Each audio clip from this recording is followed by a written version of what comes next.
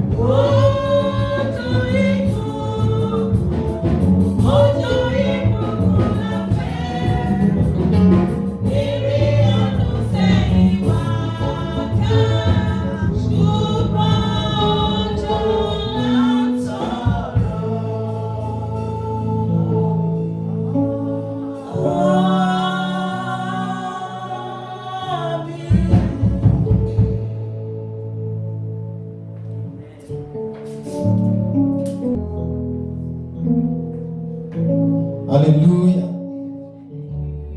Ọmọ ìgbàlà ké hallelujah. Mo kí wa kú àbọ̀ sí inú ìsìn wa ní òwúrọ̀ yìí. Mo sì gbàdúrà pé ní orúkọ Jésù Kristi ti Násárẹ́tì, Ọlọ́run á bá wa pàdé. Ní orúkọ Jésù, Ọlọ́run á bá wa pàdé. Gbẹ̀gẹ̀ sọ fúnra yín pé ní orúkọ Jésù lówùrọ̀ yìí, Ọlọ́run á bá mi pàdé.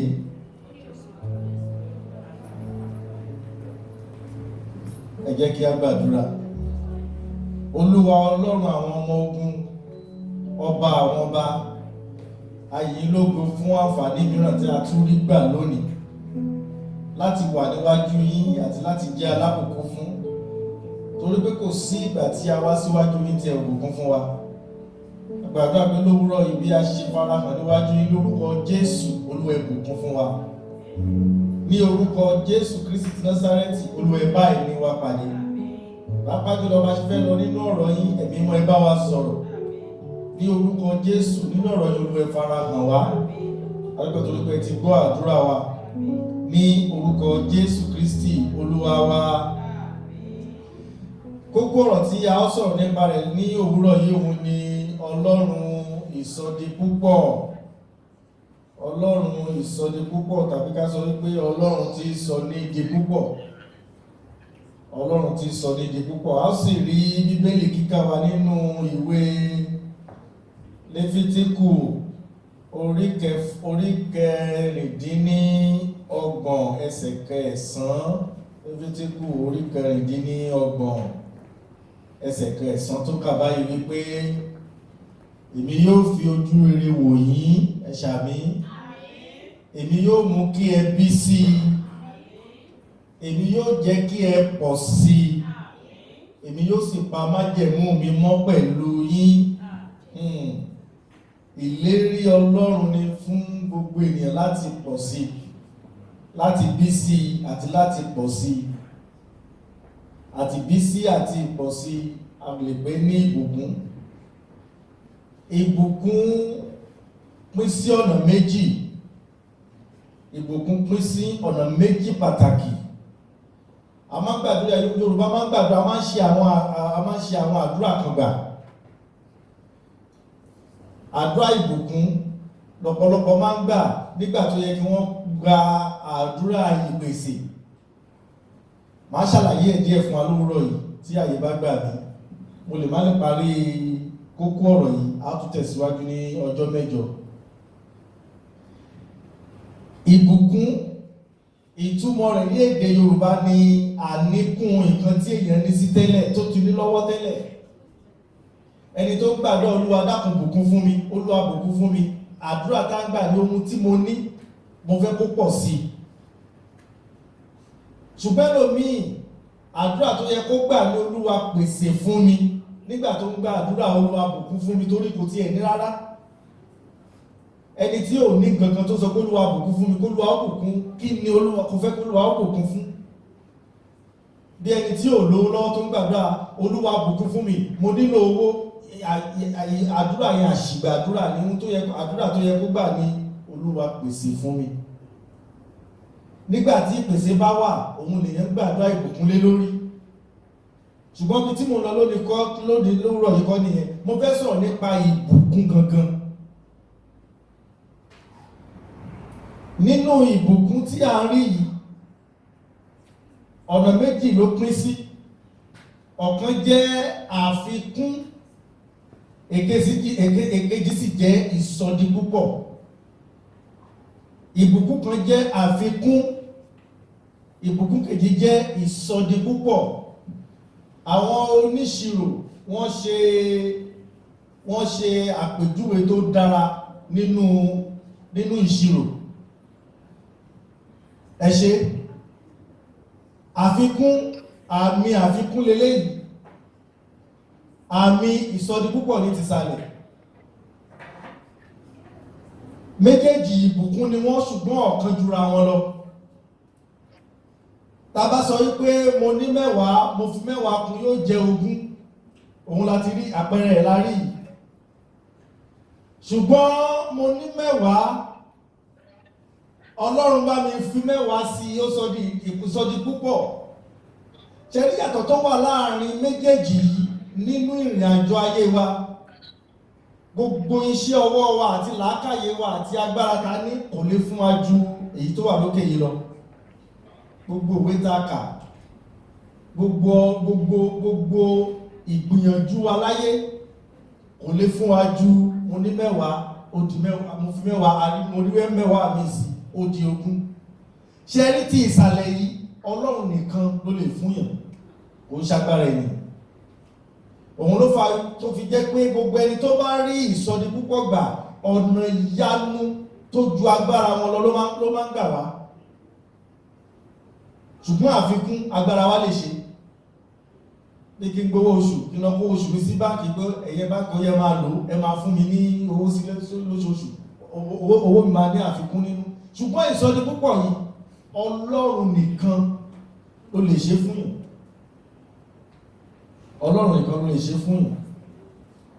tá bá wo àpẹẹrẹ rẹ̀ nínú àwọn ohun ọ̀gbìn, tí àgbẹ̀ bá mú wóró ìgbàdo kan tó fi sílẹ̀, ìgbà tí àgbàdo yẹn tó bá dàgbà, tí ó di tó pọnmọ sẹ́yìn, nínú ṣùkú ìgbàdo kan tí tó bá yọ ọmọ dáadáa, a lè rí ọmọ ìgbàdo tó máa tó 500 nínú ṣùkú ìgbàdo kan. Lóòótọ́ a lè rí èyí tí ò ní jogún náà lọ, wọ́n máa ń pè ní olóko síkàtà àbí nǹkan báyẹn, èyí ó lè má jogún lọ, ó lè má ju ọgbọ̀n lọ, ṣùgbọ́n èyí tó bá yọ dáadáa, a lè rí ọmọ tó tó 500 nínú rẹ̀, 500 nínú ìṣùkú ìgbàdo ẹyọ̀kan báyìí. Ìbùkún nìyẹn, ẹyọ̀kan la fi sílẹ̀, 500 la rí. Ọlọ́run nìkan ló lè ṣe. Àsìkò tí ìgbàdo ń dàgbà tó ń pọ̀ sí, ó kọjá òye ènìyàn. Tàbí ọkà bàbà tá máa gbin ọmọ kan, tá bá rí ṣẹ́rẹ́ ọkà bàbà, nígbà tó bá di pé à ń kó èrè rẹ̀, ṣẹ́rẹ́ ọkà bàbà kan ó lè fún wa ní ọmọ ọkà bàbà tó tó 4,000, 5,000, 6 jù bẹ́ẹ̀ lọ. Ìbùkún nìyẹn, ó máa ń ṣẹlẹ̀ nínú ìgbésí ayé ọmọ ènìyàn báyìí. Ohun tí a pè ní ìbùkún, àǹfààní gbogbo àwọn tá jẹ́ ọmọ lẹ́yìn Jésù, tá jẹ́ ọmọ Ọlọ́run, àwọn tí Bíbélì pè ní àyànfẹ́, la ní ẹ̀tọ́ sí ìbùkún tó jẹ́ ìsọdi púpọ̀. Ó ń ṣe ìbùkún àfikún nìkan. Ṣẹ́rí méjèèjì yìí, a ní gbogbo ala ní ẹ̀tọ́ sí. Ọpọlọ wa lè fún wa nílé yìí, Ọlọ́run sì lè fún wa ní èyí.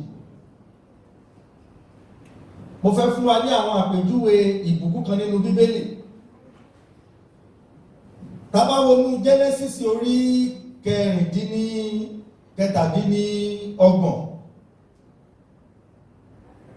Ìbá sọ pé kí ká bẹ̀rẹ̀ láti ẹsẹ̀ kìíní, ṣùgbọ́n jẹ́ ká kọ́kọ́ wo ẹsẹ̀ 12, ẹsẹ̀ 12 sí ẹsẹ̀ 14.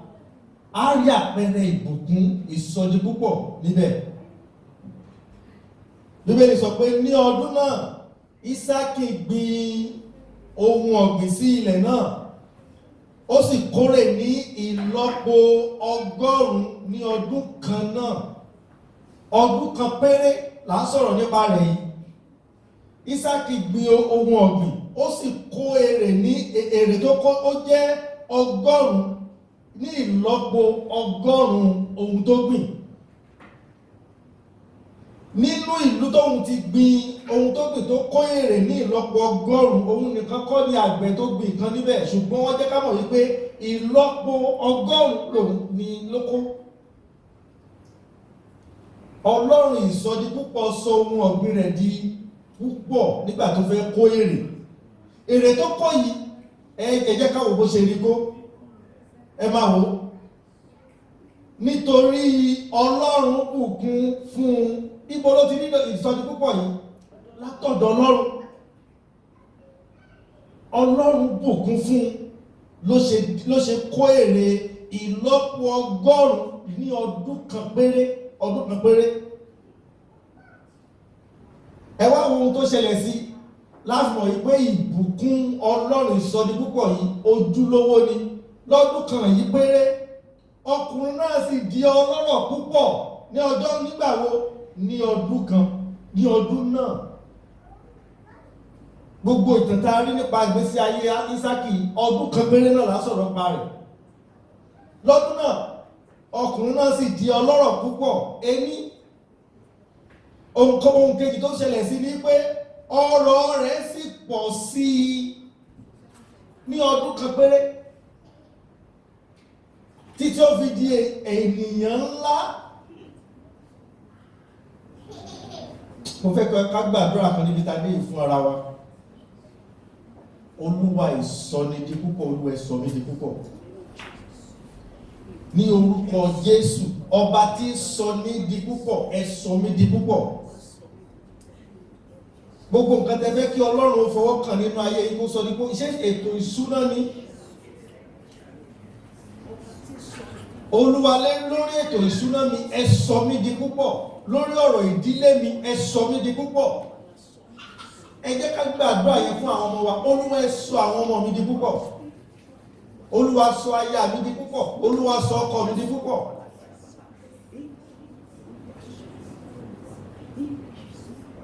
Ní orúkọ Jésù Kristi Olúwa wa. Níbi tí ọ̀rọ̀ Ísákì jọni lójúdé ẹsẹ̀ kẹrìnlá lẹ́yìn tó ti di ènìyàn ńlá, ó ní ọ̀pọ̀lọpọ̀ ẹran ọ̀sìn àti agbo ẹran àti àwọn ìránṣẹ́ tó bẹ́ẹ̀ tí àwọn Fílístínì wọ́n ń ṣe ìlara rẹ̀. Ìsọdi púpọ̀ nìyẹn. Ṣẹ́ni tí o bá ti dé bíbá yìí pé àwọn èèyàn sọ pé àti ẹ̀mọ̀ bó ṣe ń ṣe àmọ̀nà tó ń gbé títí ẹ̀gbá ìbùkún ò tí ì dé. Gbogbo ìbùkún tá à ń rí, ìbùkún ká fi ẹwà kún ẹwà ní kó di ogún. Ṣùgbọ́n tí Ọlọ́run bá fọwọ́ kan ìbùkún, nílò láti èèyàn kọ́ ló máa sọ pé òun ní àmọ́ Ọlọ́run ti bùkún fún mi. Èèyàn kọ́ ló máa sọ, àwọn tó wà lágbègbè gbogbo ọ̀nà máa rí. Ohun tó máa kàn lẹ́yìn ni wípé ìlara máa bẹ̀rẹ̀ sí máa dé. Ní orúkọ Jésù, Ọlọ́run á sọ wá di púpọ̀. Ìtàn kan ṣẹlẹ̀ nínú Jòhánù orí 6. Jòhánù orí 6 láti ẹsẹ̀ 8 sí ẹsẹ̀ 12. Ìtàn ìgbà tí Jésù Kristi wà lórí òkè, tí ọ̀pọ̀lọpọ̀ àwọn èèyàn wá sí ọ̀dọ̀ rẹ̀ láti wá gbọ́rọ̀. Bíbélì sọ wípé àwọn ọkùnrin tó wà níbẹ̀ wọ́n jẹ́ 4,000 àbí 5,000. Ìwọ̀n 25 ènìyàn, 25 kílẹ̀ 25 5,000. 25 Yorùbá kékeré fún ní 200 lọ́nà 30.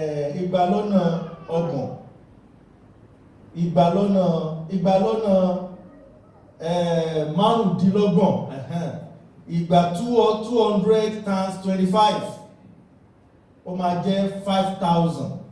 Àwọn èèyàn tó wà lọ́dọ̀ Jésù Kristi, àwọn ọkùnrin lásán 5,000 ni wọ́n. Ó sì fẹ́ fún wọn lóúnjẹ. Ẹ sì mọ̀ Jésù Kristi òun ò dàbí àwọn general atápè ní general overseer lónìí. Àwọn general overseer wa lónìí wọ́n lè bọ́ odidi ìlú kan. Àbí wọ́n ṣe rówó, Ọlọ́run máa bùkún fún wọn sí lórúkọ Jésù. Àmọ́ wọ́n ṣe rówó. Ṣùgbọ́n lásìkò yẹn kò sí àpò Jésù Kristi, kò ṣe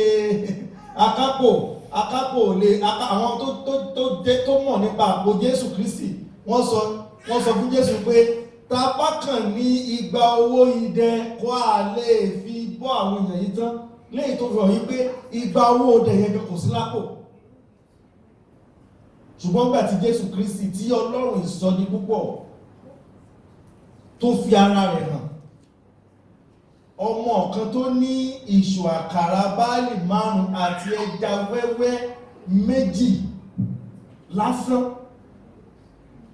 Bíbélì sọ pé Jésù Kristi gba ẹja àti àkàrà lọ́wọ́ wọn, ó sì dúpẹ́. Kí ni ìtumọ̀ dúpẹ́? Òun ni wípé ó fi ti Ọlọ́run sí, ó fi kọ́ bàbá rẹ̀ lọ́rùn. Ọlọ́run ìsọdi púpọ̀ sì mú ẹja 5 àti àkàrà 2, àwọn ìwọ̀n 25 ènìyàn 5,000, wọ́n sì jẹ ẹja 5 àti àkàrà 2 tì. Ọlọ́run sọdi púpọ̀. Èyí tó yà mí lẹ́nu jù ní wípé nígbà tí wọ́n sì yó nínú ẹja 5 àti àkàrà 2, wọ́n sì yó lẹ́yìn rẹ̀. Ó wí fún àwọn ọmọ rẹ̀ wípé ẹ kó àjẹkù jọ, àjẹ́ pé wọ́n yó wọ́n tún jẹ kù. Ọlọ́run ìsọdi púpọ̀, kò sí ohun tí ò lè sọdi púpọ̀. Ṣé ìsọdi púpọ̀ yìí, bí mo ṣe sọ lẹ́ẹ̀kan, àwa gangan ní ẹ̀tọ́ sí. Àwa gangan ní ẹ̀tọ́ sí. Gbogbo àwa tá pè ní àyànfẹ́ tó jẹ́ ọmọ Ọlọ́run ló ní ẹ̀tọ́ sí ìsọjí púpọ̀. Mo sì gbàdúrà pé ní orúkọ Jésù Kristi Ọlọ́run á sọ wá di púpọ̀. Ní agbára ẹ̀jẹ̀ Jésù Ọlọ́run á sọ wá di púpọ̀. Ọ̀nà tí Ísákì rí ìsọjí púpọ̀ yìí gbà ní wípé ó gbọ́ràn sí àṣẹ Ọlọ́run. Ọlọ́run sọ fún nígbà tóun náà fẹ́ jáde kúrò ní Íjíbítì. Tá bá wo ní Genesis yẹn orí kẹtàdínlọ́gbọ̀n láti ẹsẹ̀ kìíní sí ẹsẹ̀ karùn-ún. Òun náà fẹ́ kúrò ní Íjíbítì lásìkò ìyàn. Ọlọ́run sì sọ fún yín pé jókòó síbẹ̀, má kúrò níbẹ̀. Ó sì kúrò, ó sì jókòó. Àmì ó fẹ́ lọ sí Íjíbítì láti Géràdì. Ọlọ́run sọ fún yín pé má kúrò níbẹ̀ o, jókòó síbẹ̀. Ó sì gbọ́ràn sí àṣẹ Ọlọ́run, ó jókòó. Ìtumọ̀ ohun tí Ọlọ́run rí nínú ayé rẹ̀, ohun tí bàbá rẹ̀ ti ṣe tẹ́lẹ̀ ni. Nítorí Ábúráhámù gba ohùn Ọlọ́run gbọ́, ó sì pa gbogbo ìkìlọ̀, àṣẹ, ìlànà àti òfin mi mọ́. Nítorí náà Isaac jókòó ní Géràdì, òun náà ṣe bí bàbá rẹ̀. Ó gba ìkìlọ̀ Ọlọ́run, ó sì jókòó. Ọlọ́run sì sọ di púpọ̀. Níwọ̀n gba ìgbà tí a bá ti gbọ́ràn sí àṣẹ Ọlọ́run, Ọlọ́run yóò sọ wá di púpọ̀. Ohun kan náà tó ń da nílò nìyẹn. Ká gbọ́ ìkìlọ̀, gbogbo àṣẹ, gbogbo ìlànà àti òfin Ọlọ́run, ká pa wọ́n mọ́. Ìsọdi púpọ̀ kò jìnnà sí wa mọ́. Ní orúkọ Jésù, Ọlọ́run á sọ wá di púpọ̀. Ẹ jẹ́ kí a gbàdúrà. Ọlọ́run ìsọnidi púpọ̀, ní orúkọ Jésù, gẹ́gẹ́ bí ọ̀rọ̀ yìí ta ti gbọ́ ní òní, Olúwa ẹ sọ wá di púpọ̀. Gbogbo ohun ta nílò láti di ẹni tó ní ìsọdi púpọ̀ láyé, ẹni tó di púpọ̀ nínú ọ̀nà rẹ̀, òun láti gbọ́ràn sí òfin àti àṣẹ àti ìlànà yìí. Ní orúkọ Jésù, ẹ̀mí láti ṣe eléyìí, Olúwa ẹ gbé wọ̀ wá. A gbàdúrà bá ṣe lọ nínú ọ̀sẹ̀ tuntun, ẹ máa bá wa lọ. Nínú ọ̀sẹ̀ ta fẹ́ mú, Olúwa ẹ sọ wá di púpọ̀. Gbogbo ibi tí a ti gbọ́ wa lórúkọ Jésù, ẹ̀mí mímọ́ ẹ sọ wọ́n di púpọ̀. Ògo yín kó farahàn nínú ayé wa. Adúpẹ́ torí pé ti gbọ́ àdúrà wa ní orúkọ Jésù Kristi Olúwa wa. Àmín. Akíwa kú fún ìfarabalẹ̀ wa. Ọlọ́run yóò sọ wá di púpọ̀. Bí a ṣe lọ, Ọlọ́run yóò máa bá wa lọ. Jésù Kristi Olúwa wa.